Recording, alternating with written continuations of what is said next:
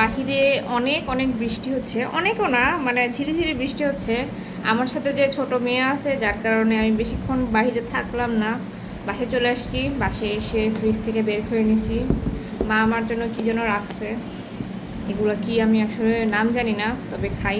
এদিকে আবার চিকেনের পুর দেওয়া, একটু নর্মাল হয়েছে, তারপরেও ঠান্ডা আছে। আমার প্রচণ্ড ক্ষুধা লাগছে। অ্যাকচুয়ালি আমি চাইছিলাম বাহিরের ফুচকা ঝালমুড়ি খাবো, কিন্তু ওই যে বললাম যে ঝিরিঝিরি বৃষ্টি পড়তেছে, আর আমার মেয়ে তো আমার সাথে।